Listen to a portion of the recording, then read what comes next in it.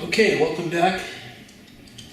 I'm just going to take a medium-sized brush, sort of like that. I think that's a number 4 flat.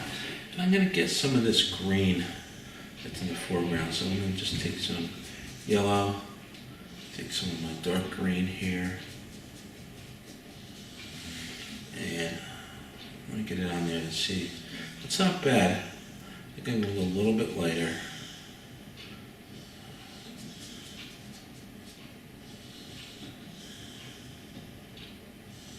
That's all I'm doing, is I'm pushing it in. A lot of times you want to let the brush do all the work for you. Right, so this brush is getting a little beat up, so it's perfect for something like this.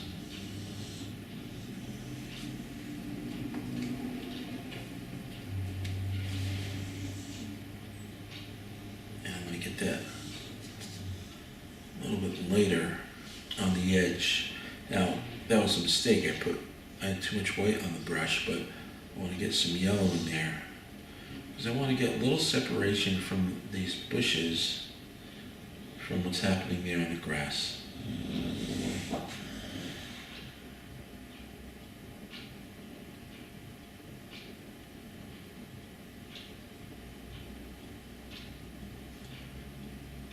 It's much brighter than my finished look that I want, but sometimes you just got to get some paint on there so that you can move it around.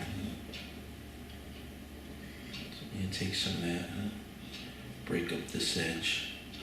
I'm not getting little tiny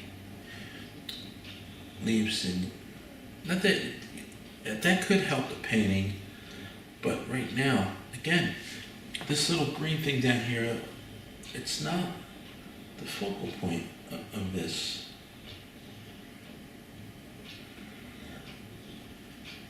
So I can get some of that color in there, get it away from that purpley gray tone behind it, but at the same time, I don't want to make it too pronounced.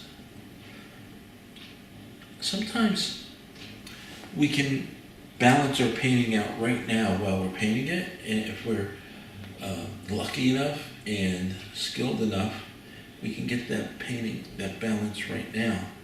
Sometimes we have to come back later, you know. You don't necessarily have to get the painting all in one shot. If you have a block of 3, 4, 5 hours to do that, that's all well and good. But sometimes we have to come back to it, and you can think about the balance of your picture then, and add or subtract accordingly to what you think might make for a good picture. So I've got this green here on this brush that I'm using in here. I'm going to push, before I put my finish lights on there, just going to get a little of that feel in here, because there is some light green in there. And I think when we put those white flowers in, it's really going to make a difference. After I do this, I will start putting our branches in. This is kind of neat.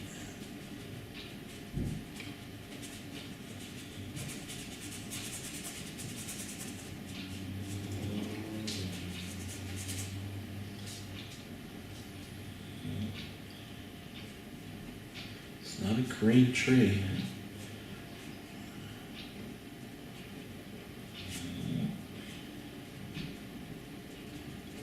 Certainly some beautiful green tones in there.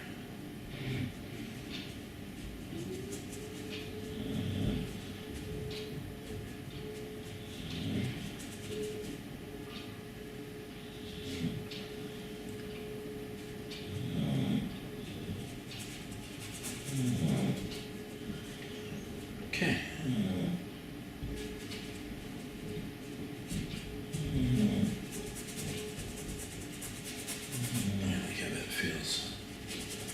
Okay.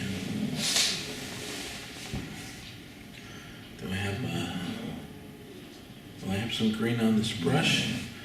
Maybe I'm just gonna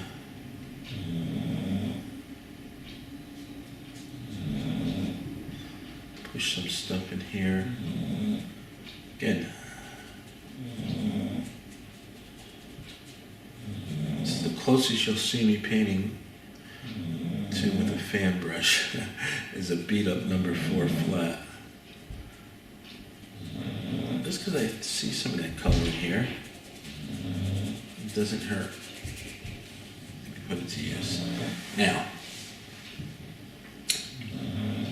while we have this on here, I'm going to add a touch, way too much just there. I'm going to add a touch of orange. So the screen is a little subdued. And remember that little dark tree line we have in there?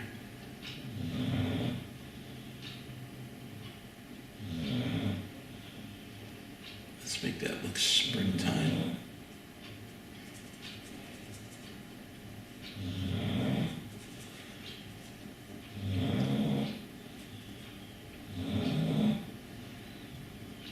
Just keep in mind, a lot of times when you're painting, say you have paint, you're painting this side. Alright, so I'm painting. A lot of times you'll push the paint to the back side of the brush. So if I just turn that, boom, look at all the paint that was on there.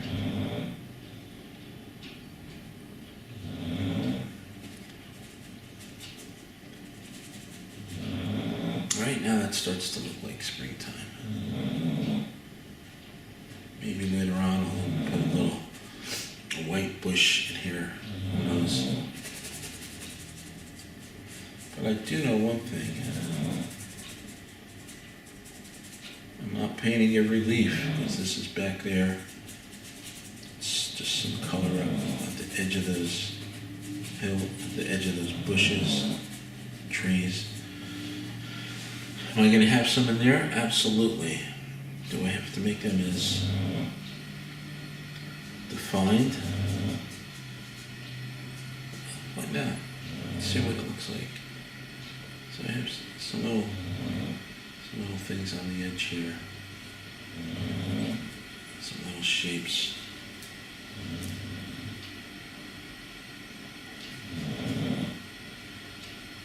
The thing is, when you push it into your palette, just pick up some colors. You get things that you might not have planned, and that's nice. You might get it a little lighter.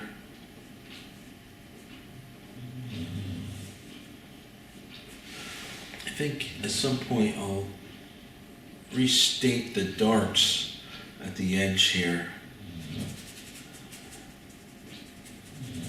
The shadows areas. Okay. Let's go get some of our branches in here. So we got a big tree trunk. Oops, just lost the brush. I'm going to just use some dark purple, some of my green.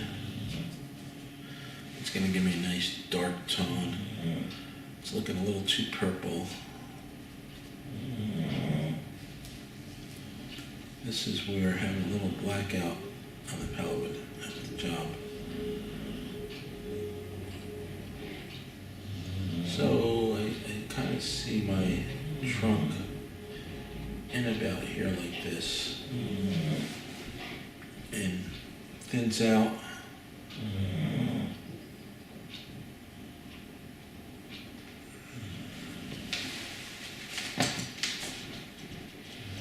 Maybe a touch of red.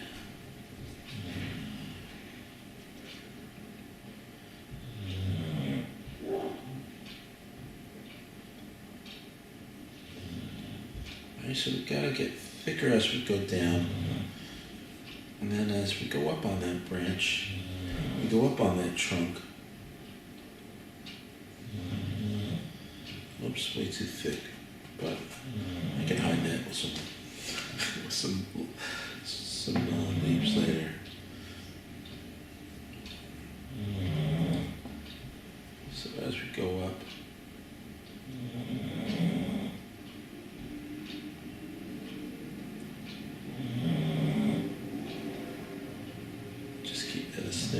possible.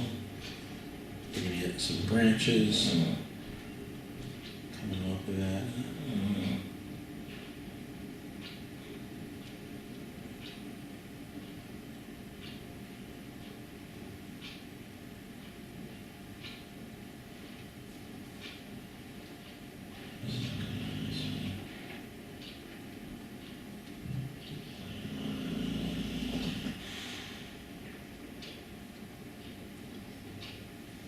So that got a little too thick.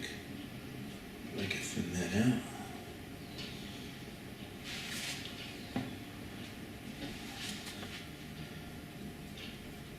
I don't know about you, but as a lefty, it's always harder drawing branches coming in on this side. And maybe as a righty, it might be harder drawing them on that side.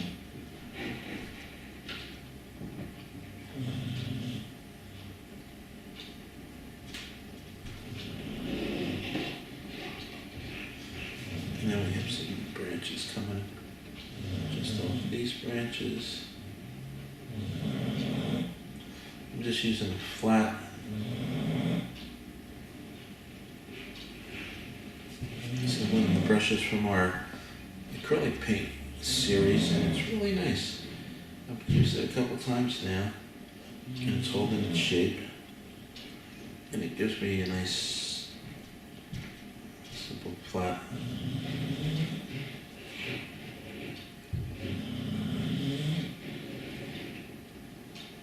Branch.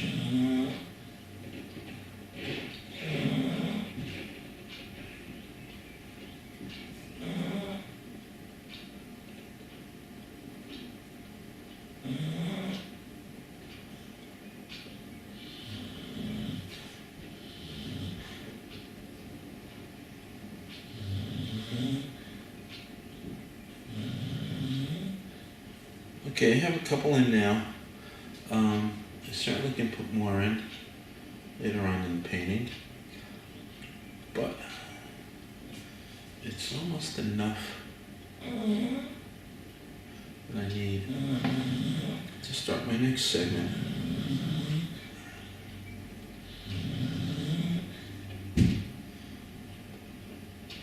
When it comes to painting a tree, in this segment of putting branches on,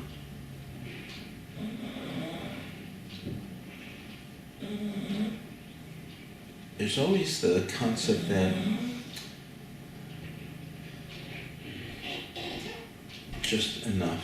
You don't have to put a million tiny little branches in, but you do need to put in enough to suggest that it's a tree. So that's really what we're doing here. Sure, if I sat down and counted all the branches that were in there,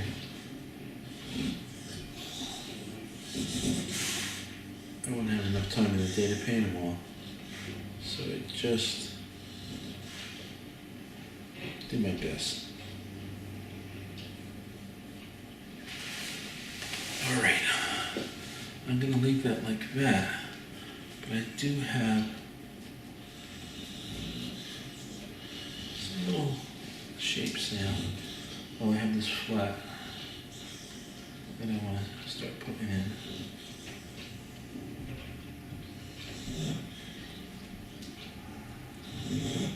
Be laid in a dark area there.